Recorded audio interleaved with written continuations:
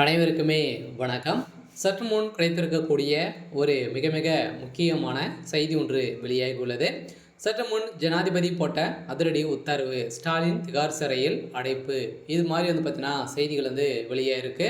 So இப்போ அதிரடியாக பார்த்தீங்கன்னா தமிழகத்தில் பார்த்தீங்கன்னா ஒரு மிகப்பெரிய பிரச்சனைகள் நிறைய வரலாற்றிலேயே முதல் முறையாக தமிழகத்தில் நடந்த டாஸ்மாக் கூடிய நிறுவனத்தில் நடந்த ரைட்டின் அடிப்படையில் எக்கச்சக்கமான பணங்கள் பார்த்தீங்கன்னா இதில் கொள்ளடிக்கப்பட்டிருக்காங்க அப்படின்ற மாதிரி பார்த்தீங்கன்னா அமலாக்கத்துறை அதிரடியாக சோதனைகள் நடந்து இந்த சோதனை அடிப்படையில் அதிரடியாக செந்தில் பாலாஜி அவருடைய வீடுகளிலும் அதேமாதிரி செந்தில் பாலாஜி அவருடைய ஆலைகள், எம்பி ஜெகத்ராக்சனுடைய ஆலைகளும் பார்த்தீங்கன்னா தொடர்ந்து ரைடு நடந்தது. ஸோ இந்த ரைடின் அடிப்படையில் இப்போ அதிரடியாக பார்த்தீங்கன்னா திமுகவுடைய தலைமையகம் மெகா குறைந்தபட்சம் 1000 கோடிக்கு மேலே மெகா ஊழல் நடந்திருக்கு அப்படின்றத நிரூபணம் பண்ணி இப்போ பார்த்தீங்கன்னா அதிரடியாக முதல்வர் ஸ்டாலின் அவர்கள் தான் இது செஞ்சுருக்காங்க அப்படின்ற மாதிரி நிரூபணமாக இருக்குது. ஸோ அதெல்லாம் பார்த்தீங்கன்னா இப்போ அதிரடியாக ஜனாதிபதி அவர்களுக்கு காதுக்கு போக இப்போ திமுகவுடைய தலைமையகத்துக்கு ஜனாதிபதி போட்ட அதிரடி உத்தரவின் அடிப்படையில் இப்போ அதிரடியாக பார்த்தீங்கன்னா தமிழகத்தில் பெரும் பரபரப்பை ஏற்படுத்தியிருக்கு.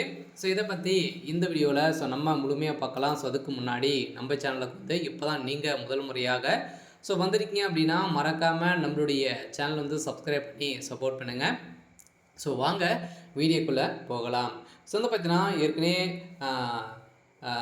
திமுகவுடைய தலைமையகத்துக்கு ஒரு மிகப்பெரிய இடியாக தான் எங்கே பார்த்தாலும் எந்த பக்கம் திரும்பினாலும் பிரச்சனையாகவே இருந்திருந்தது.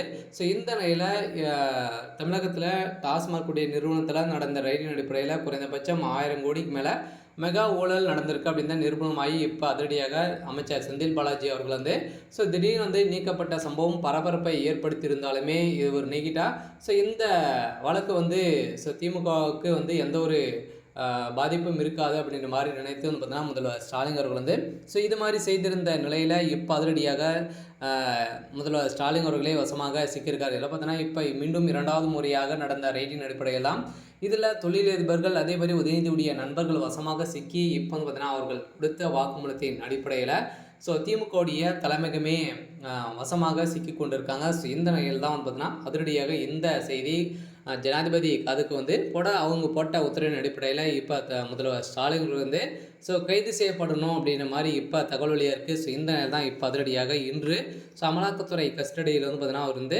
இருக்கார்.